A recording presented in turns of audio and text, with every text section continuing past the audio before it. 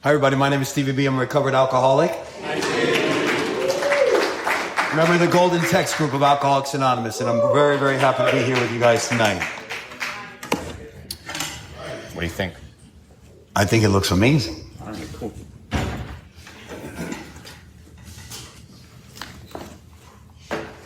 Sheldon is a little under the weather tonight. He's tired, so he's taking a rest, and we definitely appreciate all he does and everything that you guys do in this group. And my wife is here tonight, Sandra. And she comes once a whole step series on step 9 to make sure that I bring up everything that I have to make amends for. She's a member of Al-Anon, so they promptly admit when we're wrong. And she wants to make sure that I'm involved in that tonight. So I definitely, she's doing the Al-Anon salute at me right now. She's doing that right now. So blessed to be here tonight and to have my beautiful wife here. And Mom is in New York, so thank you for all her well wishes. And, I just want to take a moment. We had a lot of people tonight that 1 year, 2 years that are celebrating this next month. I mean, every medallion is incredibly important. But in this day and age, how hard it is with the amount of temptation, with the amount of pressure, with the amount of drugs that are permissible, that are going on everywhere, and to have people still picking up 1 year medallions, 2 year medallions, just speaks so much on what the program of Alcoholics Anonymous stands for and what you guys put out for us and the path that we get to follow, and that this thing continues to work. So I think we just give God a round of applause right now.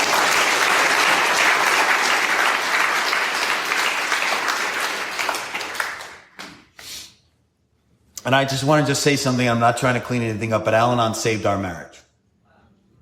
So I was 7 years with sobriety that I got from Sherry. She taught me that. I was 7 years in sobriety, which means I hadn't worked the steps. I was 7 years physically clean, not mentally or spiritually clean, and I relapsed. And during that time of that relapse, I had gotten married right before the relapse, and we had a beautiful AA wedding, and people flew in all around the country, and I was stark raving sober, and I had alcoholism all over me, and she didn't know it because alcoholism to us, we thought it was actively drinking, but it turns out that active alcoholism in our lives had nothing to do with active drinking. It had to do with stinking thinking. And we went to New Orleans, of course, because my wife is not from this country and she didn't know what New Orleans stood for. I told her New Orleans stood for jazz, but I knew that New Orleans for me would stand for booze and boobies, and she didn't know anything about that. And we went down to New Orleans, and I was 5 years in sobriety, and it looked like I was sober, physically sober, but I was hoping that she would take a drink, even though she hasn't had a drink since she's 17. So she had about like 25 years of sobriety when we got married. And I was trying to get her to drink. I just want to show you my mentality. I was trying to get her to drink because I felt if she drank, we'd have more fun. I was 5 years sober. This is 5 years not working the program as outlined, not chopping wood, not carrying water, just doing like little chopping, like a glass of water. And so I'm hoping that if she drinks, I can vicariously live through the unmanageability of being on Bourbon Street and that whole craziness. And it was there during that time at New Orleans during our honeymoon that I saw people drinking fine wine. And I had never seen a fine wine presentation, at least I don't know. And I thought to myself, I'm probably not powerless over fine wine and things like that. I knew I was powerless over hard drugs. I knew I was powerless over all drugs. That was obvious. I was rolled up in a carpet. I was peeping out of windows for 3 days at a time with one eye. That's very, very hard to do. But alcohol to me was a subtle foe. And it was during that time, during my 5th year, that I really believed I was not powerless over alcohol anymore. It took 2 more years, and I came back to my home group, and I told them I didn't think I was powerless, and they said, please just keep coming back. It's going to work if you continue to keep coming back. And they were right. If I would have admitted to my innermost self that I was an alcoholic, or at least powerless over alcohol. Remember, I was sober 5 years. but I didn't think I was powerless. And so I picked up my 7-year medallion at the 12-step house in the 11-step group, and I went out to try to find fine wine. But you really need to know what you're doing with fine wine. There's a presentation involved. There's actually spending money on fine wine. You know, Zach, it's like a high-end type of thing, you know. And I wound up at August Moon Chinese food restaurant on Federal Highway. And they had Japanese rice wine in a box. So it really wasn't what I had intended. But at that moment, 7 years was out the window. You see, 7 years went out the window. Me not willing to admit that I was powerless over alcohol, 7 years went out the window. And I want to share something with you. And if you're new, this is very, very important. Or if you're here for a very, very long time, this is very, very important. It's so much easier to stay sober than it is to get sober. And the moment I had that alcohol go into my body, even though I was not a pure alcoholic, not even at that time was I even a real alcoholic per se. I was more of a drug addict that shouldn't drink. But the moment I took that drink, I became a real alcoholic. The moment that alcohol hit my system, after not having alcohol in my body for 7 years, something happened, not miraculously, something happened magically in the wrong direction, and I immediately craved alcohol. I never craved alcohol in my entire life. Alcohol was a leave it or take it type of thing. I was more definitely the other way. But the moment I took that drink took me. And during that time, my beautiful wife, who I just married, that I promised her a life, we were going to have a life of spirituality, and I was going to go to the gym, and I was going to go to meetings, and we were going to go to church. All the things I promised her, that went out the window with one drink. All the promises, everything that I said, to death do us part, for sickness and health, for better, for worse. It all came into fruition the moment I took that drink. All our vows went out the window. Everything I had promised became a distant memory. And it was during that time that my wife would stay home at night, waiting and looking out the window, waiting to see if I would come home, waiting to see if she'd get a call from the police, because she didn't marry into a family of active alcoholism. She married a person that was supposed to be going to meetings of Alcoholics Anonymous, a person that she thought believed that he was powerless over alcohol. And it was a time that I did until I didn't. And so night after night, she would look out the window, waiting for my car, or waiting for the call. And the lies and the broken promises and the telling her I was one place and it being in another. Getting called from the police department, getting called from the Miami police department and then the stories that follow. You know, another misrepresentation. The Hollywood Police Department has it out for me. The Miami Police Department has it out for me. The Pompano Police Department has it out. They all have it out for me. I'm just a nice guy and everybody's misunderstanding me. I just wanted to take a nap in the car. I didn't know the thing you don't say to a police officer is, don't you know I pay your salary? Whoops.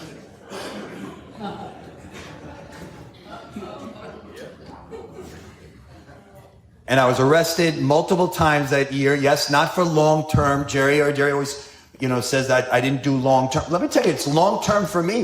If you're in the middle of a run and it gets stopped and you get stuck in jail, I don't care if it's 10 hours. That's a long 10 hours. And then you gotta poo in front of somebody.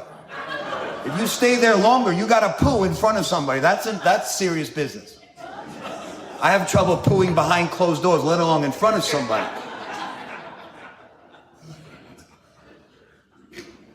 And so that's when my wife, because of the beautiful hands of Alcoholics Anonymous, pointed her to Al-Anon. And Al-Anon pointed her to God. And Al-Anon repaired our marriage. And so when I make those cute little jokes, they're jokes, but then I have to clean them up immediately, which is also part of my Step 9 amends, because Al-Anon, to me, is one of the most precious. And if you don't know what that is, it's a program that's an adjunct program for people that are in relationship with alcoholics. And men and women put our marriage back together through the rooms of Al-Anon. And then taught my wife all this secret lingo language that I was not that happy with, to be honest with you. which are the 3 C's. This is not an Al-Anon meeting, but I just want to tell you the 3 C's are serious business. And everybody that's in a relationship with an alcoholic, or even in a relationship, should know the 3 C's, especially if you're codependent. The 3 C's, I think, is that she didn't cause my problem. She couldn't cure my problem. And she couldn't control my problem. She likes to use those 3 C's in a lot of different ways today. And so when we get to step 7, which is humbly asking God to remove our shortcomings, and one of my shortcomings is procrastination, and I know that immediately the work has to be done for the list that I need to make for the amends, immediately inside me is this feeling that I don't want to make the list. Well, not really. I want to make the list, but not today. Because I don't know if you have procrastination. Procrastination is this amazing sin that really hides itself as you're tired. And so I knew I was going to have to go back over the 4th step. Hey, Karina. I knew I was going to have to go over the 4th step and go through the 4th step and find all these people that I needed to make amends. Of course, chief one is my mom and my parents. My wife and my parents. But there was a lot of people I was going to have to be made willing to make amends to them all. People I've harmed, people I harmed by omission, people I harmed directly. And I was going to have to go back and make those right. But first I was going to have to make a list. And here is where the only thing that matters is pen to paper. We have to be entirely ready and completely willing to make amends to them all. Gotta give me a second. My book fell, so.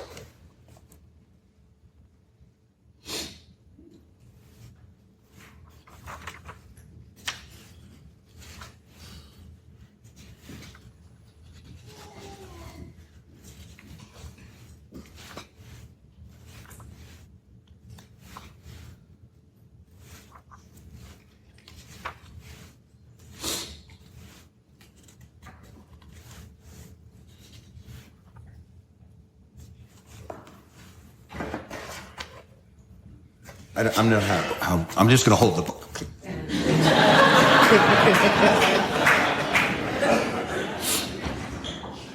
There's people that have multiple lists. They have different lists. They have lists of the people that they're willing to make amends to. They have lists of people that they're not ready to make amends to, and the people that they're not ever going to make amends to. I don't see the step as that in step 8. I see that we need to make the list. These are the people I've harmed, and I need to be made willing to make amends to them all. And really, how free do I want to be? What do I want to have what these people have? Do I want to have the freedom that this man has? Do I want to have the freedom these people? Or do I want to be half free? I want to be fully free. I want to be so free that when I walk into a room, I know that I'm either I've made the amends or I'm absolutely willing to make the amends at that moment. But I need a list because I have a built-in forgetter. So I have to make a list, and the list is in step 8. And I'm going to write down everybody's names. Now, the thing about making the list is you're not at making the amends yet. So write down the names. You're going to work with your sponsor in step 9. You're going to work with your sponsor on how to go about making the amends. But step 8 is not about making the amends. It's about making the list. And trust me, if you're not even willing to make the list, then you're not willing to make the amends. You're just going to get the low-hanging fruit amends. You're the easy ones. The ones that are easy. The ones that, hey, I'm sorry, and you know that your mom's going to say, don't worry, just stay sober. Those type of amends. Well, maybe not your mom. Being made willing to make amends to them all, this is the integral part of the program. This is, like in step 4, when pen hits the paper, if you can't fake that. You can fake step 3. You're on your knees, you're the sponsor, you got the card out, you're doing the 3rd step prayer, he's not watching, she's not watching, you're doing it on the side. You can fake it. But you can't fake step 4. Because pen has to hit the paper and your sponsor's going to know, right? Your sponsor knows if you didn't write it down. In step 8, you're going to know if you didn't write down the names because you're not going to be willing to make amends to them. I was very blessed that I was willing to make amends to them. But then, because of Al-Anon and because of my wife's heavy-handedness, in a good way, she was like working in cahoots with my sponsor. So they were dictating on how fast I was going to make the amends because I was not living at home. She had put me out, praise God. And I was living in a halfway house. I don't know if you know what a halfway house is. It's a house you don't own. And like a couple months earlier, I had owned my own house, but now I'm living with other people that I don't own the house, and I'm in a halfway house. And she definitely let me know, you're never coming home to the full house unless the amends are made. And so I had like incentive, because I'm living with Stinky Feet Mason and Big Eddie, and I want to get home.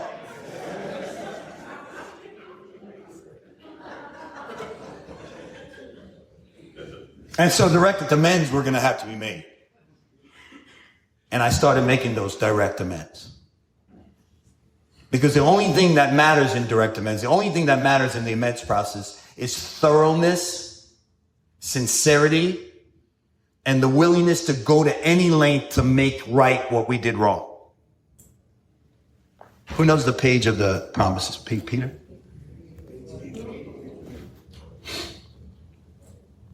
Whenever Peter's around, I start shaking. It's terrible.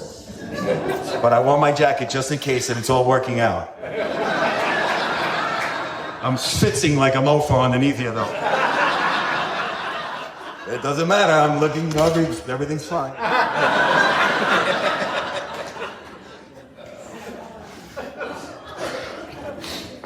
Yes, there's a long period of reconstruction ahead. We must take the lead. Listen, we didn't cause this overnight, and it's not going to be an overnight matter to fix this, but it needs to be met head on if we're ever going to fix it. Wishing the amends process to happen and not making it doesn't have any people. All that makes is more resentments. A remorseful mumbling that we're sorry won't fit the bill at all. We ought to sit down with the family and frankly analyze the past as we now see it, being very careful not to criticize them. Nothing matters as intense humility when it comes to the ninth step. I'm not going to bring up in the ninth step anything you did to make me do the things I did. That's not a ninth step. That's more problem. That's creating wreckage in your present. Like, I just want to tell you how terrible I feel about what I did, and I'm here to see how we can make it right. But I just want to let you know why I did it. No. That's not going to go over.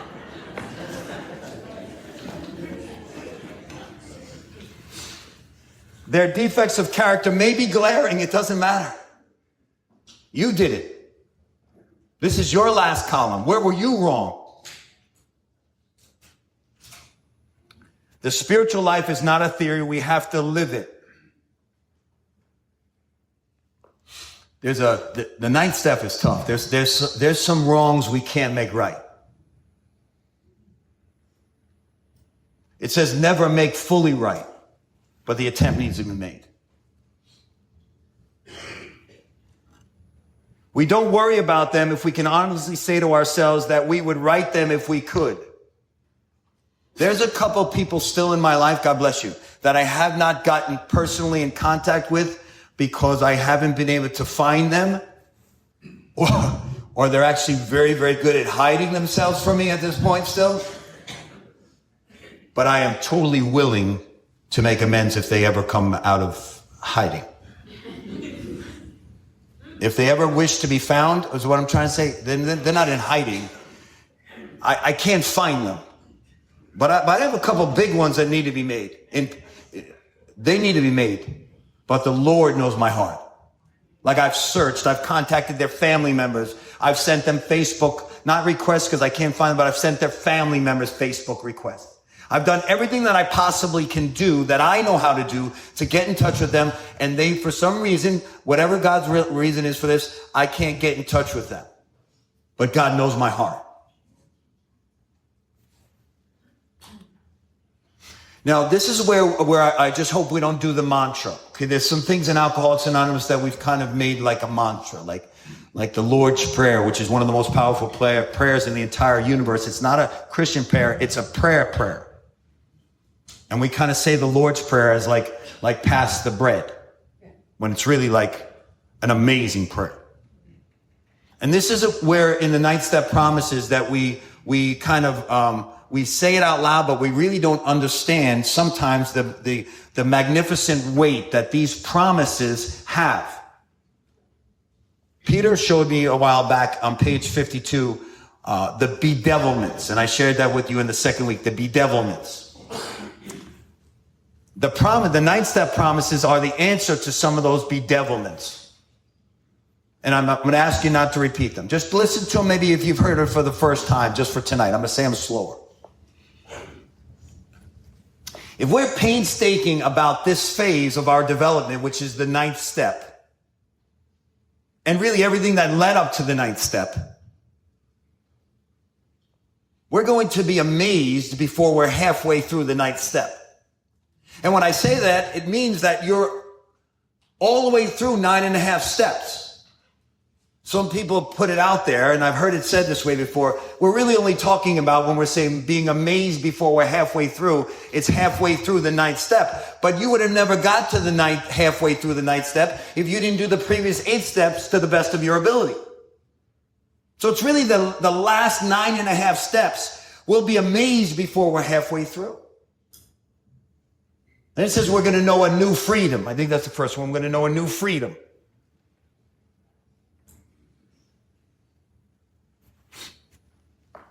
I want a new freedom. Who signed up for a new freedom? We want a new freedom. I don't want the old freedom. I want a new freedom. The screen just went blank. I don't know if that means anything. Just to let you know. It's good? All right, well, it's totally blank. Touch it. All right. I'm powerless over the situation. My life is fine. I want a new freedom. I was looking for a new freedom my entire life. When I was 5 years old, I got kicked out of when I was 4, I got kicked out of Mrs. McGillicuddy's class. When I was 4, I've been restless, irritable, and discontent ever since 4 years old. I've been in a million scuffles, a million altercations because of my restless, irritable, and discontent. And I really would like to have a new freedom. You're telling me that I'll be amazed before I'm halfway through and there's going to be a new freedom and a new happiness? I'm writing this stuff down. I'm signing up for this.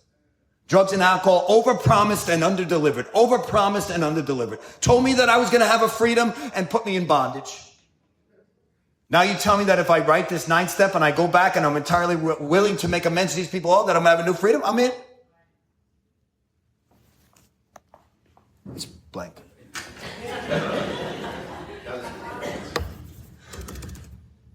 But you see it's blank. It's not me making it up. I think you're making it up.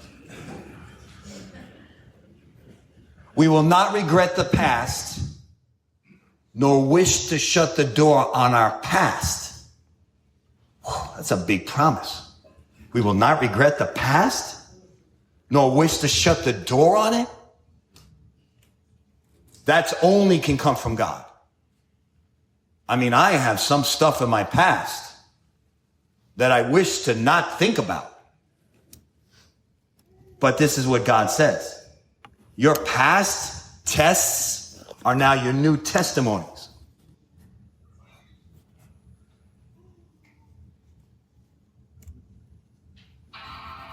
As long as you're good there.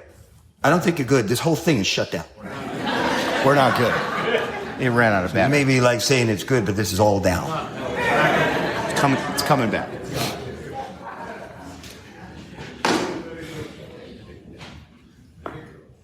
I'm going to get serious for a second. My wife is here. I'm going to get serious for a second. This is not a joke. I'm going to get serious. My wife didn't know what my past was in my previous sobriety. Driving out of a meeting of Alcoholics Anonymous, I did the most heinous crime if you're in a committed relationship. I tried to pick up a female.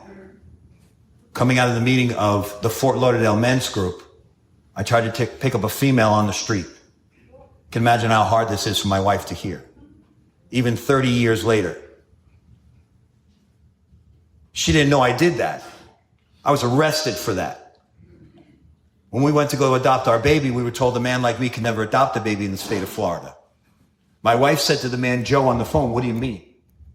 A man like my husband can never adopt in the state of Florida. What does that mean? So your husband has charges for solicitation. My wife had never heard that before we got married, but while we were dating, being restless, irritable, and discontent, and having this God-sized hole in me, I tried to fill it with outside things. And I had never told her. So here we are married 10 years, and 12 years earlier, I was arrested for picking up this woman that was a police officer. Yeah, that now you can laugh because that's not good. That's a bad thing.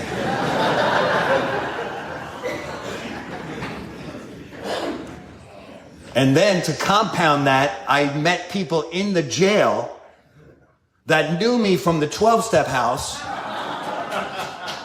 that were drunk, and I had to tell them I was there with hospitals and institutions taking meetings into the jails. So now I'm in the jail for prostitution, purchasing, not selling, of course. Playing like I'm working there for hospitals and institutions for Alcoholics Anonymous. Even Peter laughed. I just want to let you know. He's trying not to laugh the entire time. But that he laughed, okay?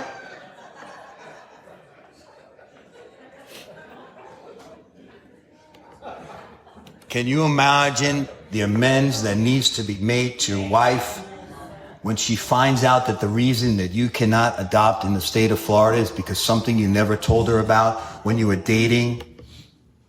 Can you imagine the type of amends that need to be made? We will not regret the past nor wish to shut the door on it. Come on. That's only a promise that can come from God. Not only did I wish to shut the door on that past, it hurts talking about it 30 years. This is 30 years now. It still hurts her and hurts me that I hurt her. Now, I know that there's people that don't understand this, where this comes from the Bible. And I'll use a separate word since I know people in here don't believe in exactly what I'm about to say. So I'm going to use a separate word. My amends to my wife goes on daily for what I did 30 years ago. And not in a groveling way. But when I say I've made a covenant with my eyes, it needs to be because not only what I did 30 years ago, but what I'm capable of doing today. And if I want to live a changed life, if I want to not regret the past, nor wish to shut the door on it, I cannot be creating new wreckage in my present. Otherwise, that door never gets shut.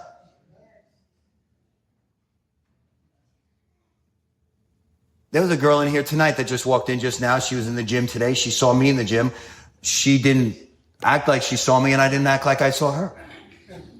Because she was into her workout, and I was with my son, my 14-year-old son, and I was giving her space. She was giving me space. But I guarantee you, if Christine talks to you right now, she'll tell you that I keep my eyes focused on either the floor or my son or the ceiling when I'm in the gym. And not because that's natural for me. It's not natural. I want to look around. Because it's unnatural for me. If I want a new freedom and a new happiness, I have to behave myself in a new freedom and a new happiness type of way. I can't still do the things that I used to do and get different results. I have to do different things and I'll get different results. The 9th step promise is not just about writing it. This is about an entire change of life. This is about the old is now new. The past is now gone. But it can come back at any time. Thank you.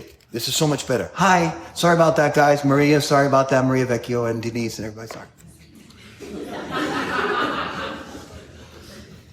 So do you think I went down the scale pretty far by what my wife found out? And still God redeemed that. Those of you know that we have a beautiful 14-year-old at home. Tomorrow we're taking him to Universal Studios to the new park. God still redeemed the way that I used to act. Because the new man is not the man that he called and said, your husband can never adopt in the state of Florida. A man like your husband cannot adopt because the man like I was shouldn't be able to adopt. But the new man of Alcoholics Anonymous of God has been given the opportunity to adopt 14 years ago. Amen? We will comprehend the word serenity, and we will know peace. Know God, K-N-O-W, know God, K-N-O-W, peace. If you know God, you know peace. If you have no God, then you have no peace. N-O, yes. But the way I said it just inferred that was it.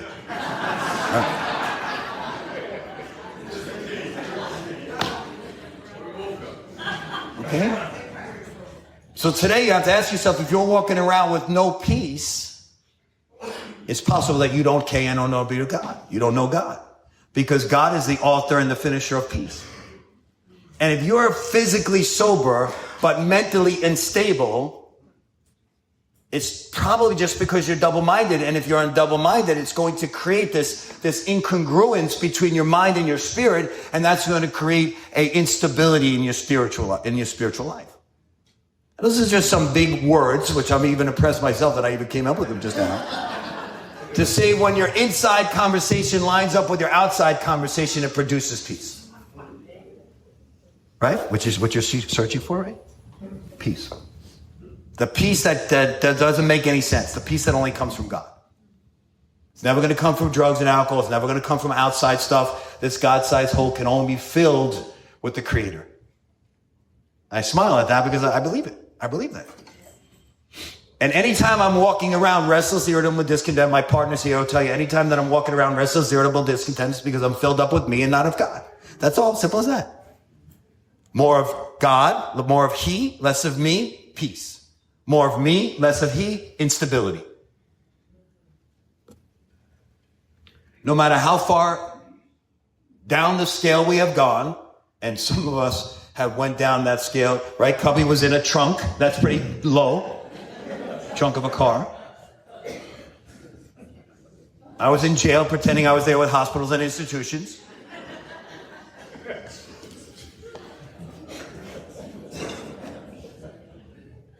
We can see how our experience, look, what I did and what I did to my wife and what I did to my family. Look, watch this. Look how my experience is benefiting you. No matter how far down the scale you've gone, we can see how our experience can benefit others. My telling my story, although is in a humorous type of way, is not humorous to my family. But it helps other people. Can you imagine we all came in here and we said we didn't do anything wrong? How could it help the newcomer?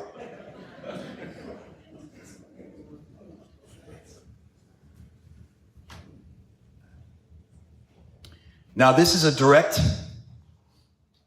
blessing from the bedevilments on page 52 where we felt useless. Remember what it says on page 52? We felt useless.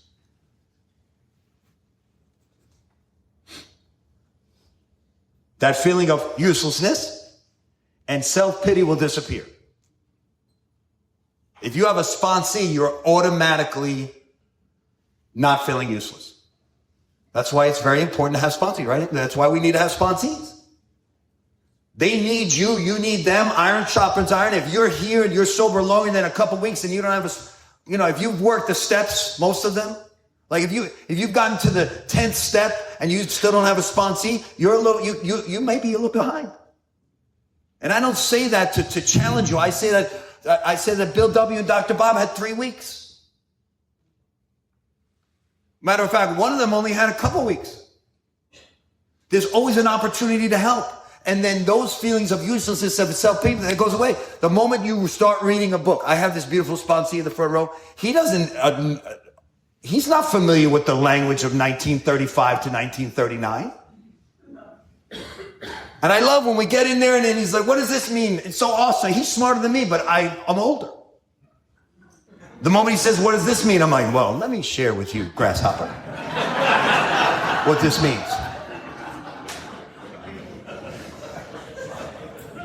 And the moment I do that, my feeling of uselessness and self-pity slips away.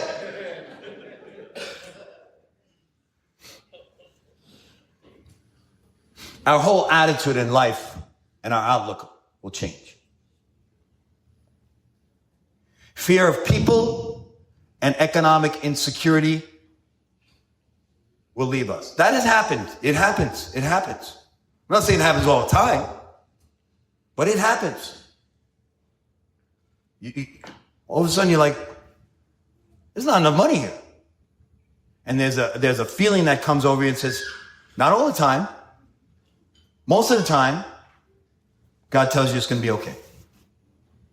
That feeling of, it's going to be okay. God's going to provide. He always has. Hasn't God always provided? Hasn't he always provided? He always provides. Maybe it's not exactly the way, right? Moving to Tampa, going to Tampa. Tomorrow we're going to Tampa. Last minute, God's a God of 12:05. You know how the clock goes? Well, not that clock, but regular clocks. There's a 12 and all the numbers, right? The clocks. God goes, he doesn't have a clock. His clock is 12:05. Right? When I think it's it. This is it. This is it. God's like, it was never it. This is what you need. Here you go. The amount comes in right at that exact moment that the bill that you didn't, right? That exact moment something comes in and you're like, But God. Say but God. That's a but God story right there. But God. It's only but God. And then the last thing I want to leave you is that we will intuitively know. I said to Russell, and Russell knows, I said, Russell, when do you get more money? It always seems like I'm on the manna program.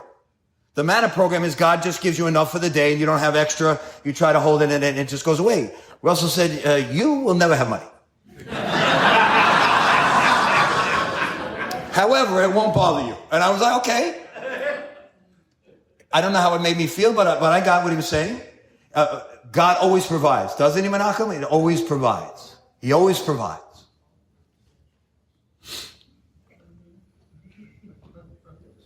We will suddenly realize that God is doing for us what we could not do for ourselves. Now, these are the promises. What is it going to take to have these promises come true?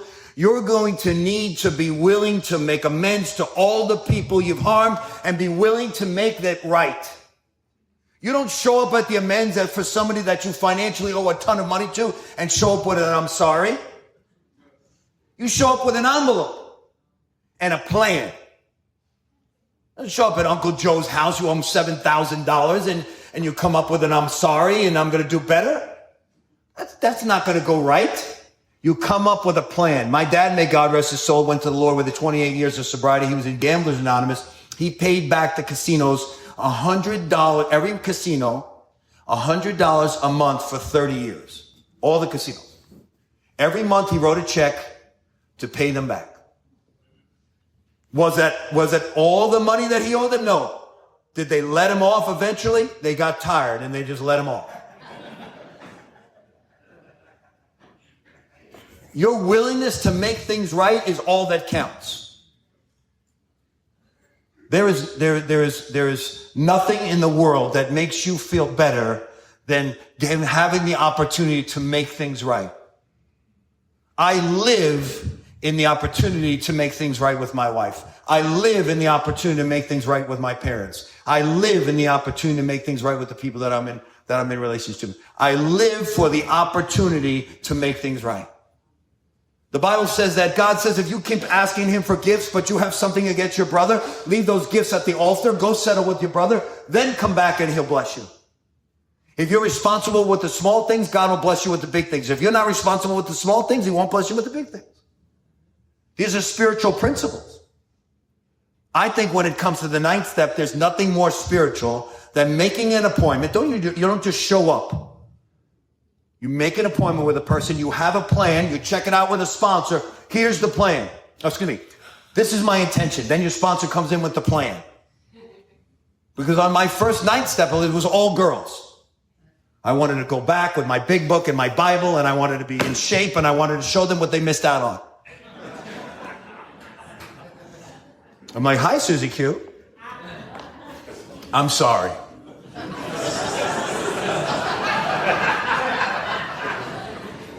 And you could have had this. My sponsor, Jerry Bear, at the time, he looked at this, he says, you're not going to go to this one, you're not going to go to this one, you're not going to go to this one, you're not going to go to this one, you're not going to go to this one. You're going to be making amends to a lot of women, but none of them that know you. There's going to be women's organizations all over the world that you're going to be making amends to, but none of the people that know you. Your main amends to these women is never to speak to them again. However, there's going to be entire shelters that you fund for the rest of your life.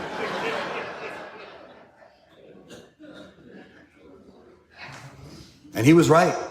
My intention was not to go back and make things right. My intention was to get another date. That's why you need a sponsor when it comes to the night stuff.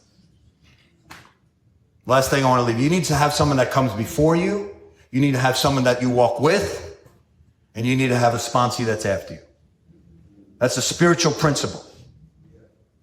A person that's walked before you, a person that's walking with you, and a person that's walking after you. Not behind you, but after you. And then you now take the next person and you put that person's hand in your hand and you do the next thing. And that's how this thing goes on. There's nobody has all the answers. As a matter of fact, some of the people that have all the answers, they don't have the answers. God will constantly disclose to you and to us his answers for you. I can't tell you how many times I went to my sponsor and said, should I date this person? Should I take this job? Should I do this? And the sponsor was wrong because it's just a person. But every time that I go to God, every time I go to the Creator, every time I ask for inspiration, every time I ask, is this the place I should be? God has never let me down. And I'm not saying I hear from God audibly like Moses on a mountain. But I definitely hear in our innermost selves, in the Holy Spirit, what should be done and what's done. You listen, if you're I said this last week, if you're on the line at treatment and you see the person of your dreams, your soulmate, and they happen to be on the same med line, that's probably not your soulmate. You look at them and they have the same, tote bag as you and the same t-shirt as you and they're on the same van with the same name. It's probably not going to be your soulmate. That's when you should pause and ask God for inspiration. There's nothing that's going to set your life righter than being right with God and then going back and making right your wrongs with your fellows. I'll see you guys next week.